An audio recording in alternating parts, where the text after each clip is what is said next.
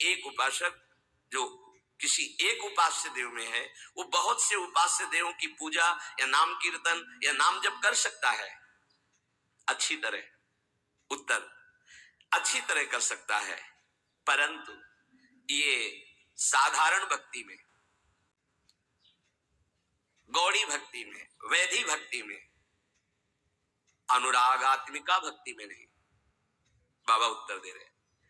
तो जब हम वृंदावन की भूमि से भक्ति की बात करते थे, प्रेम भक्ति, प्रेम लक्षणा भक्ति की बात, इसीलिए रसना कटो जो अन रटो, निरखी अन फुटो नयन, श्रवण फुटो जो अन सुनो, श्री राधा जस बैन। जैसे प्रश्न करते हैं एकांतिक में कुछ भक्त उपासक कि हम तो अमुक अमुक अमुक अमुक बहुत भगवान विराजमान किए हैं, तो सब भगवान के स्वरूप हैं, आप मना क्यों करते हो? नहीं, मना नहीं है।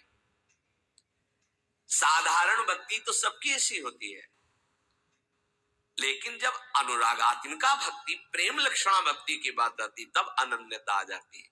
जैसे गोस्वामी जी सियाराम में सब जग जानी कह रहे हैं, फिर ये जब उनकी अनन्यता की बात सुनो तो कह रहे बने तो रघुवर ते बने और बिगड़े तो भरपूर, और तुलसी औरंते बने ताबन पे दूर। जब सियाराम में सब जग जानी तो और कौन बचा? यहाँ ज्ञान नहीं, ये प्रेम अनन्यता है। एक भरोसो, एक बल, एक आस विश्वास, एक राम घनश्याम हित, चातक तुलसीदास।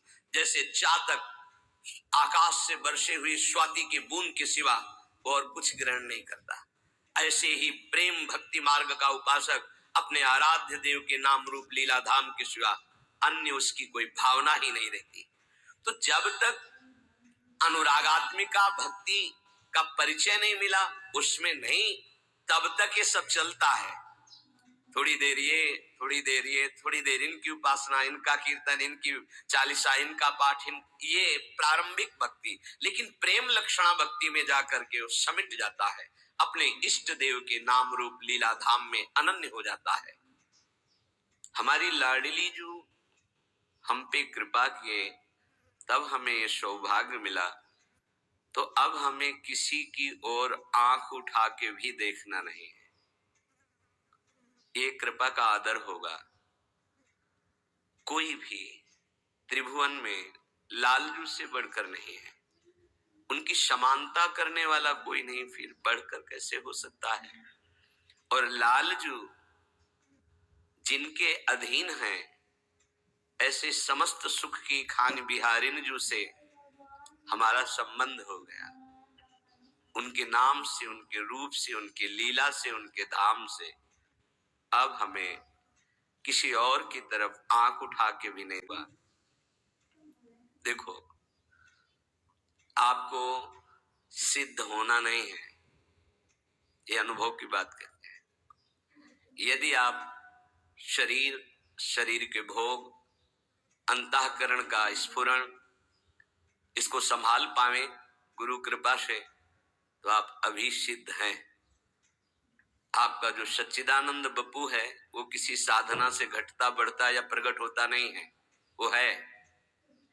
उसी है का जहां अनुभव हुआ, तो भाव होने के कारण वही है तत्काल भाव में, अनुभव में आने लगता है। सखा भाव, सखी भाव, गोपी भाव, जो भाव में अनुभव में आने लगता है, सखा भाव, सखी भाव, गोपी भाव, जो भाव, वो है।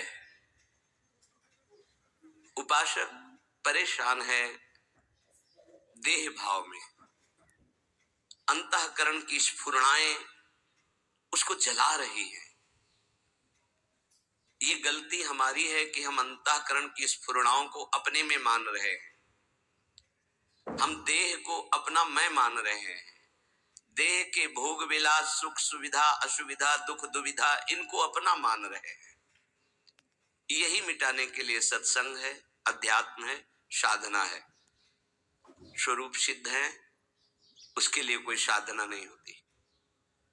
उससे हम भ्रमित होकर देह को अपना स्वरूप मान बैठे, बस यही भ्रम मिटाने की साधना है। अविद्या मिटी तो बंधन भी भ्रम है और मोक्ष भी भ्रम है।